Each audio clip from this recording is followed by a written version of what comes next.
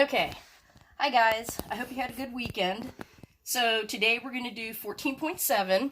This is the last section before the test. You have the test on Wednesday. You'll get more details about that probably tomorrow. I have an idea in my head of how I think I'm going to do it. So 14.7 is word problems, and on the notes I gave you there are three types. There's problems about numbers, problems about distance, rate, and time, and problems about work. So we're only going to do two of them since we're doing this remote learning. We're going to do problems about numbers, and we're going to do problems about work. So the problems about distance, rate, and time, it doesn't impact you for your next math class, so you'll have to pick that up if that comes up in a math class later on. But the problems about numbers and the problems about work are in your very next math class because I have had to tutor those people when they don't remember how to do them. Okay, so problems about work. When you look at the notes I gave you, those are the first two problems that I have on there.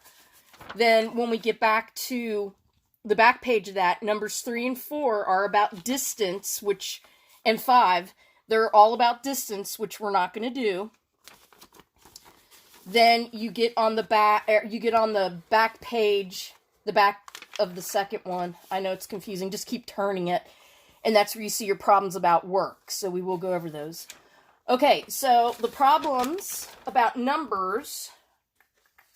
Got my things out of order here. Okay, so the problems about numbers.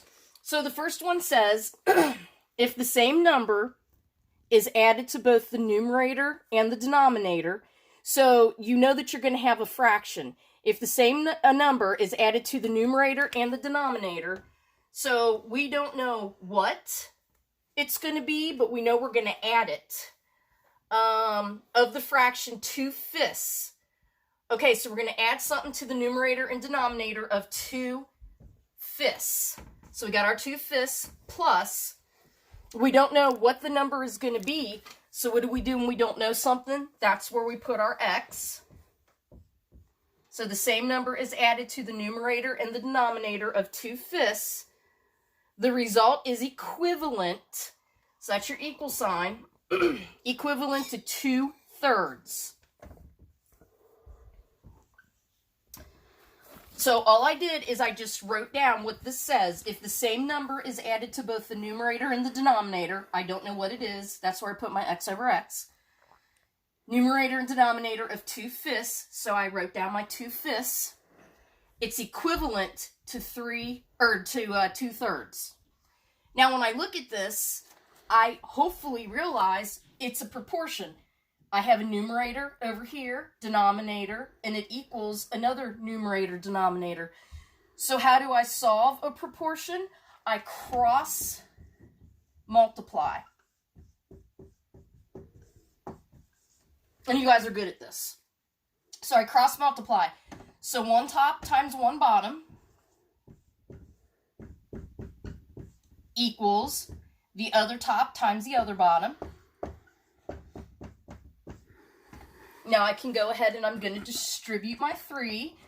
So I got my 3 times 2, and I have plus my 3 times x equals, distribute my 2, 2 times 5 plus 2 times x.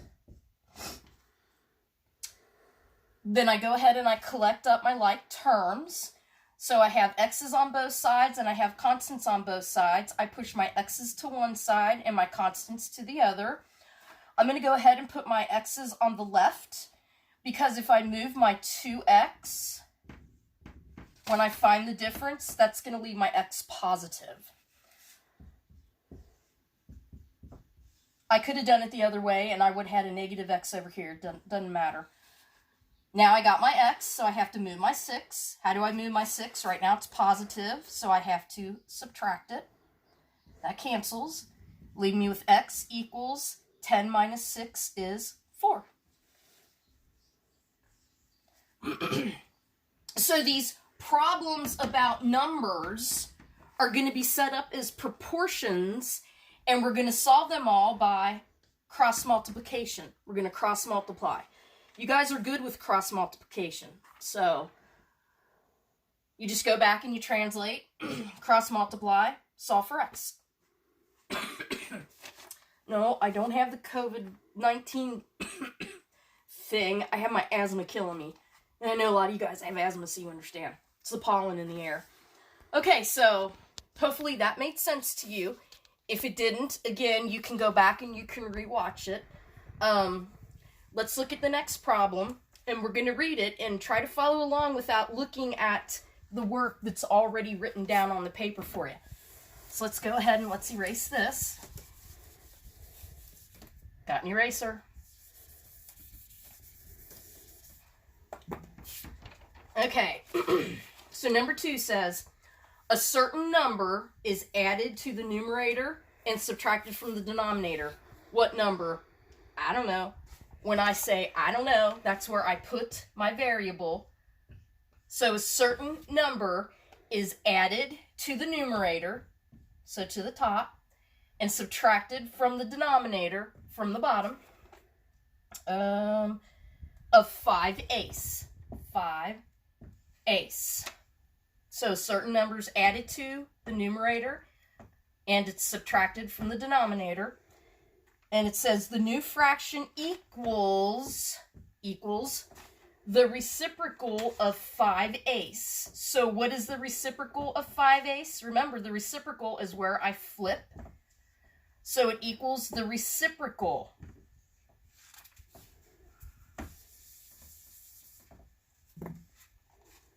So again, just like the first one, I just translate what it says. And it comes out being one fraction equaling another fraction. How do I solve that? I cross multiply. So one top times the opposite bottom equals the other top times the other bottom.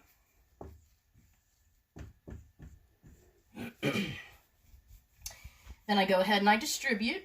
I'm going to distribute my 5. That's going to give me 25 plus 5x equals, distribute my 8, 64 minus 8x.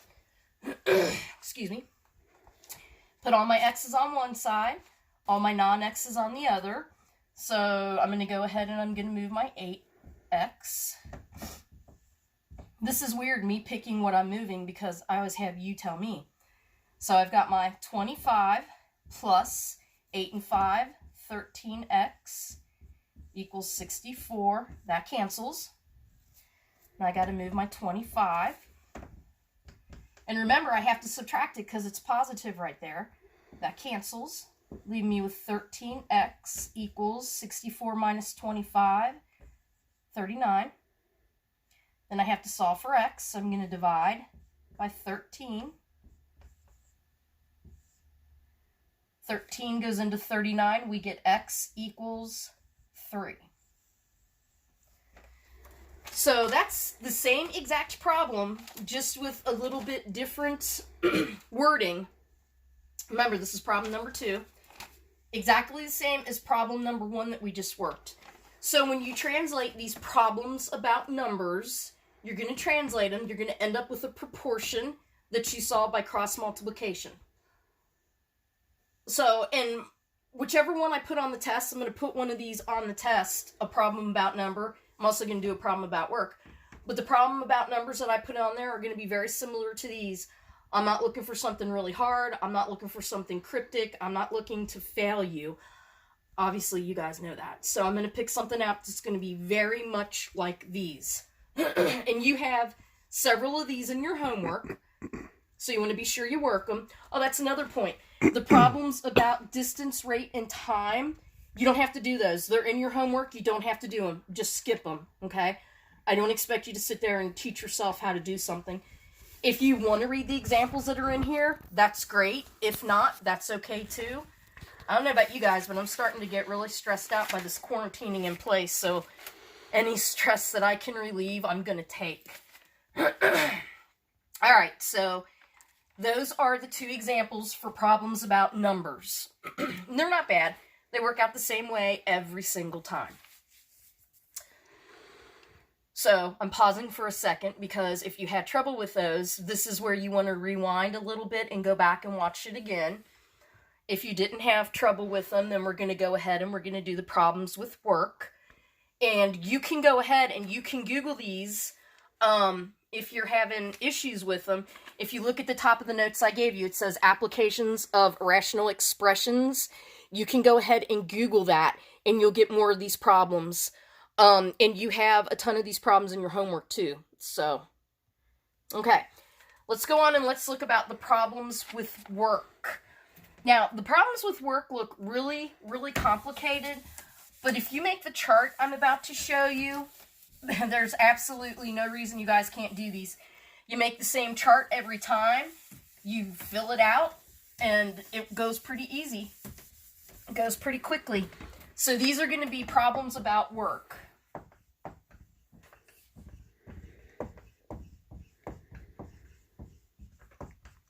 Okay. So these are on, these start on the back of the second page. Now, the whole thing about the problems with the work that you have to remember, and I have it on there, is you have 1 over T. 1 over T. And you can see, I have written on there, it says job per unit of time. Job per unit of time. And remember, anytime you see this per, that's your fraction bar. So another way that you could write this is the time I worked over the total work time. And I have it written on there. If it takes you 4 hours to mow the entire yard, so it takes you 4 hours to mow the entire yard, I mowed it for 1 hour. So that's the time I worked. I mowed it for 1 hour. Then I stopped, whatever, to get a drink or something. Over the total work time, which is 4. It says on here 4 hours. So if I worked 1 hour, the time I worked, and it's going to take 4 hours to do it, I should have 1/4 of my yard done. If I've worked 2 hours, and I stopped, I don't know, to go to the bathroom, I've done 2 hours out of 4, well, that reduces down, right? I should have half of my yard done. Then let's say I've cut the grass for 3 hours. It's a big yard. So I've cut the grass for 3 hours. It takes 4 hours to get the entire job done. I should have 3/4 of it done. And then when I've been cutting the grass for 4 hours, the time I've worked for 4 hours, and it should take 4 hours. 4 over 4 equals what? 1. I have the whole job done. 1 is the entire job. So you can also think about it like that. This is the more proper way. Oops, this is a more proper way. They have it written down in the book, but we all know about the book. If you think about the time that you worked versus the entire amount of time to get it done, I think it makes it really easy for you to I don't know, translate these word problems. All right. And again, if you don't have this concept in your mind, you're going to have a really hard time doing these problems. This is where the people from the upper algebra classes come to me and they don't remember how to do this.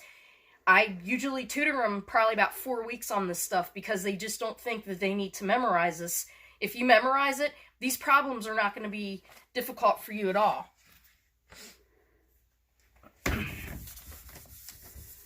Okay, so let's get to one of these.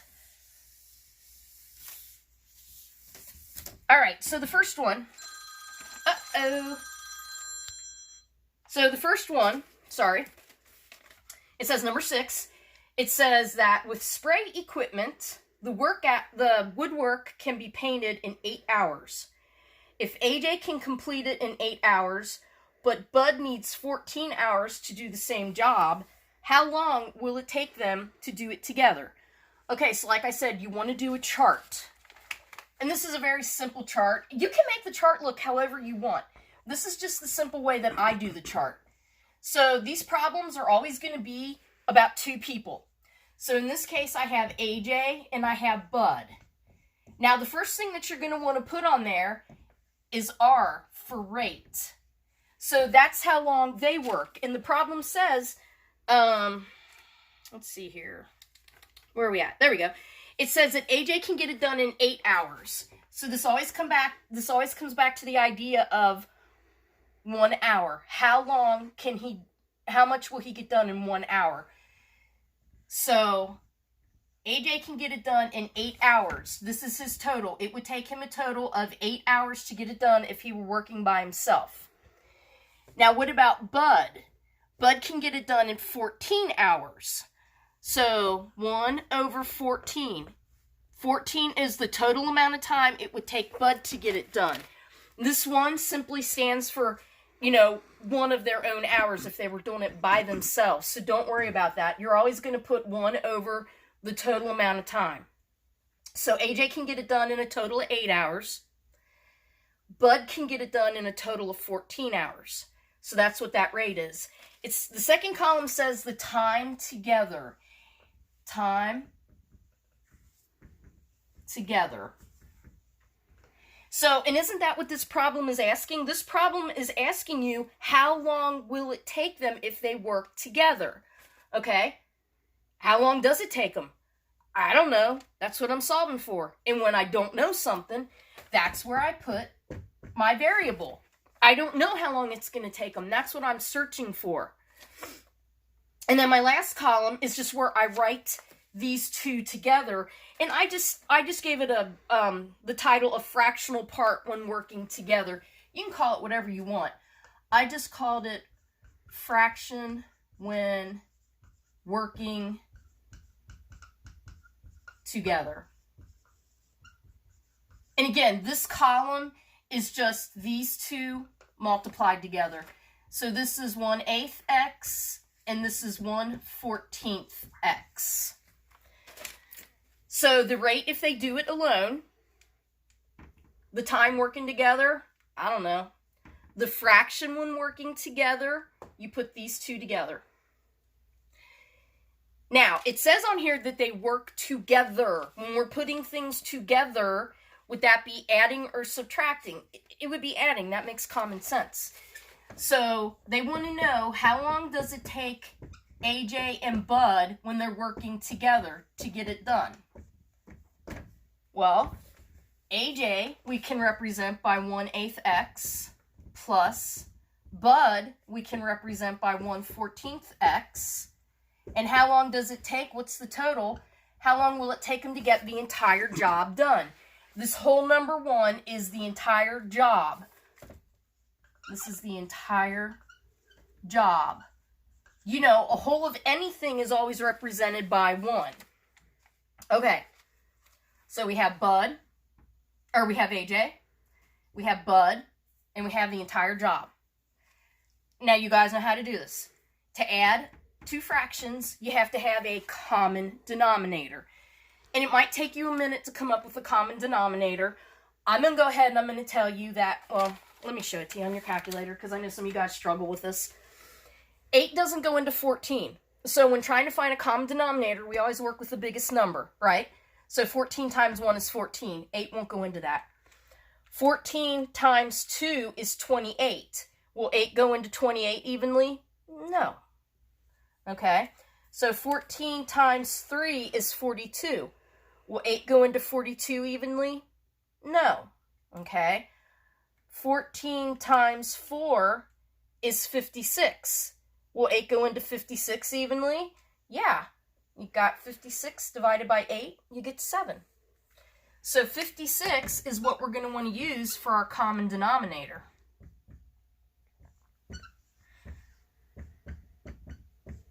So how did we go from 8 to 56? You can use your calculator. 56 divided by 8.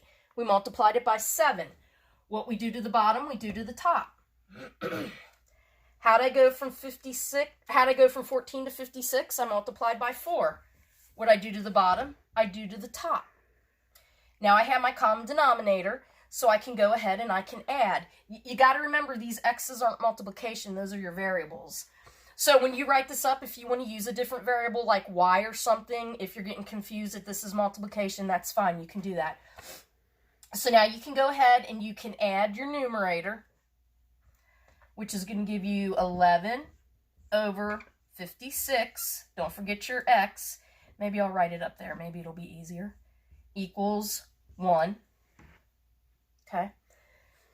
So now you got to solve for x, because that x is going to tell you how long it takes them together. So how do I get x by itself? I have to multiply by the reciprocal. Remember, that's how I get a fraction off of my variable. So I'm going to make, that's my whole job, make him a fraction. So that cancels. Leave me with x equals 56 over 11. Okay, well, the problem says how long. It says, how long will it take them to do it together? 56 over 11. If I'm your boss and I say, how long is it going to take you? And you go 56 over 11, I'm going to go, no, what the hell does that mean?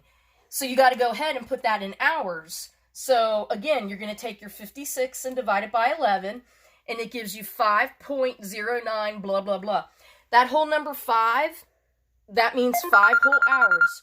So you can put down that it's going to take, and it's a little bit more than 5 hours. So you could write down a little more than 5 hours.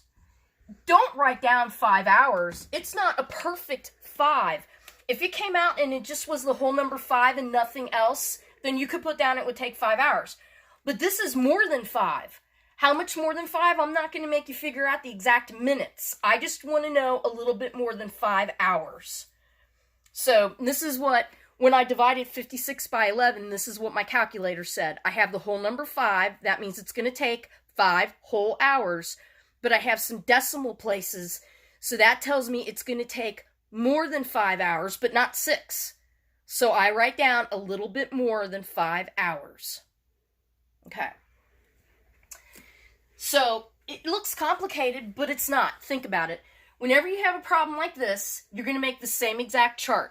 There's always going to be 2 people. Make your chart. Write your 2 people down. There's always going to be, in this class, you're always going to be given the rate, okay? On the bottom goes the amount of time it would take the person to do it by themselves.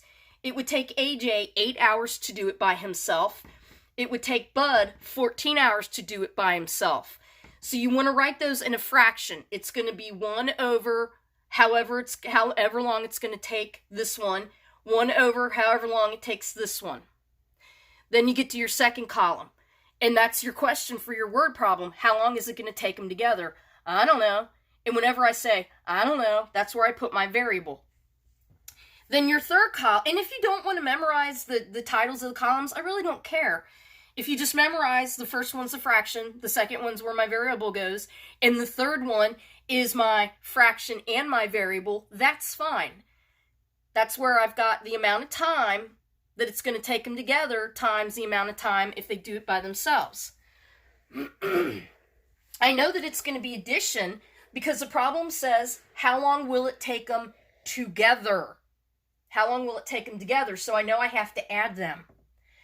And it's always going to be equaling the whole number 1 because the whole number 1 indicates the job is done. That's the entire job. So if you get this part right here, this down here, working this out, it's easy calculations for you, provided you can find common denominators. Some of you struggle with that a little bit. But I mean, the chart is always the same. Always the same. In this class. Now, in the next class, you find a variation on that. But if you know how to do it this way, then when they have you do the variation they're going to have you do, you shouldn't have any trouble adapting. In the other class, they'll tell you how long it takes one and how long it takes them together, and then they'll have you solve for the second guy. But you don't have to worry about that in here. So, okay. Let's look at the second one. I have one more problem on there. And again, I'm going to give you one of these on your test, but it's going to be exactly like this, so you guys should do fine. My notes are out of order. I'm looking for it. Okay, it's on the last page. Yeah. Number 7. Number 7. And I'm going to show you that you're going to use the same chart. I'm going to use the same chart. So I'm not even going to erase the chart.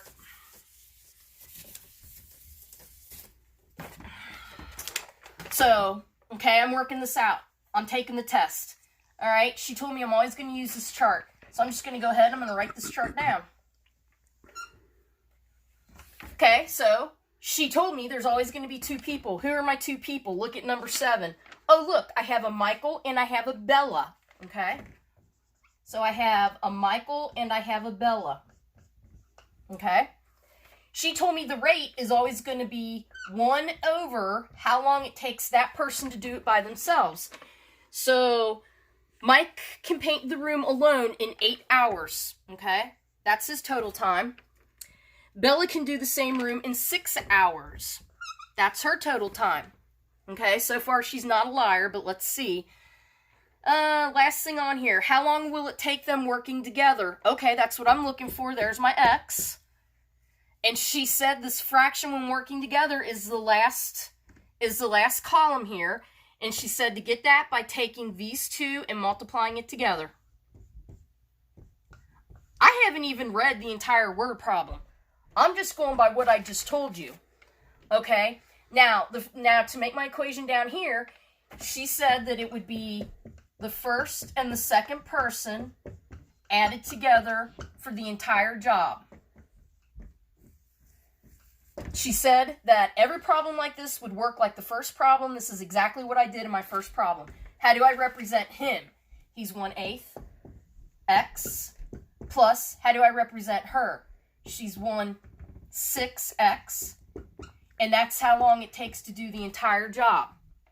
All right, so now I look at this, and again, what do I have to do? I have to find a common denominator, which you can use, I don't know what I do with my calculator, you can use your calculator, or you can look at this and go, oh, 8 and 6, I should use 48. And if you can't get it that fast, that's all right. Redo it yourself at your own speed. How did I go from 8 to 48? I multiplied by 6. How did I go from 6 to 48? I multiplied by 8. And I'll put these X's up above if that, if that'll help you. I know when we use X, it kind of gets a little bit crowded. Okay? So now I should be able to just add these together, and I still haven't read the entire problem. I've only read parts of it to pick out what I need for this. So 8 and 6 is 14 over 48 equals 1. So I have to get X by itself, and I do that by multiplying by the reciprocal. And what I do to one side, I have to do to the other, right? So this is on both sides. Make him a fraction. So my 14s cancel, my 48 cancels, leaving me with 48 over 14. Now, I got to stick that in my calculator. Okay. So 48 divided by 14, I get 3.42 blah, blah, blah, blah, blah, blah. So just like the other problem, I can see that it takes me 3 whole hours, 0.4. So you could round that and you could say it takes about 3.5 hours, which I would do, because if you remember in the other problem, it was 5.09. So it wasn't close to the half mark, it was 0.0, where this one is 0.42. So this is closer to the half mark. So I would go ahead and I would say that it takes approximately 3.5 hours.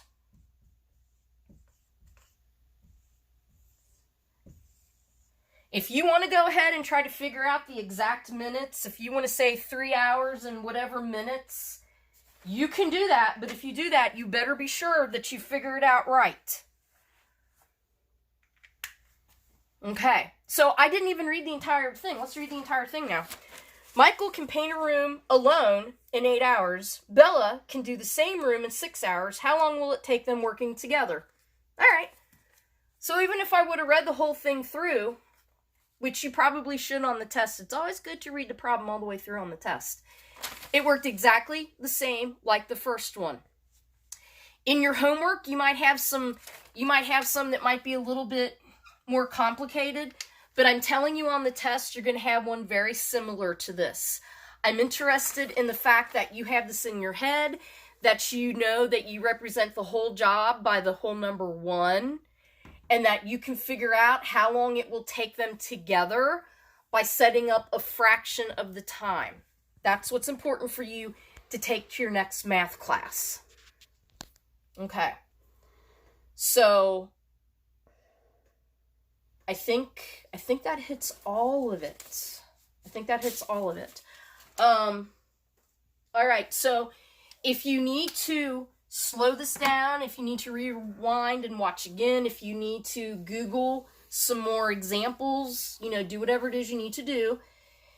Now, tomorrow, at 11 o'clock, you'll get an email, and it'll tell you which section of your homework you should send me to get your homework points. Be advised, if all you do is send me a piece of paper, number 1, my answer, number 2, my answer, number 3, my answer, with no work, you're going to get no points, because you can turn to the back of the book and just copy down the answers. So I want to see your work for your homework to get your homework points. There's not going to be any late turn-ins on that. The reason that I'm sending it out at 11 and it's going to be due at 11:15 is because I don't want to give the people that didn't do their homework time to go back and do it. That's not fair to the people that did do it. So at 11 o'clock, you'll get that email. It'll say, send me whatever. You got 15 minutes to get that to me. Then at 11:15, you'll get another email that will have the test. So you go ahead and you open that up, and I'll give you, let's see, if we were at school, I would come in early. I would come in like a half hour early for some people, and I would stay a half hour late for other people. So that comes out to be like 2 hours. So I'll give you 2 hours to do your test. So it'll open at 11:15, and it'll be due at 1:15. I will not take any late turn-ins on that. And on your test, all you have to do is send me the answer sheet. So it's the opposite of your homework. Number 1, your answer. Number 2, your answer. Do keep the work from the test, because if I have any questions about it, I'll send you an email. Hey, Dustin, can you send me your work for the test? I need to see something. So don't throw your work away from the test in case I need to see it. Okay, so that's the test. You're going to send me one section of your homework with all your work shown. Then you'll have 2 hours to take your test, and then you'll just send me the answer sheet for that.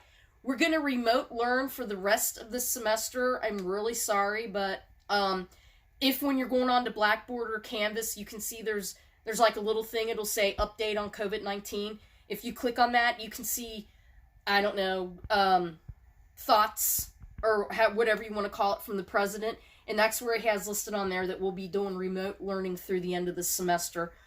I'm not sure what I'm going to do with your exam because you guys aren't online students, so I got to try to figure out a way that I think is fair to give you an exam that's not going to be detrimental to you because it's online instead of in person. So don't worry about that. We have weeks before that. I'll figure something out that's fair. You know me.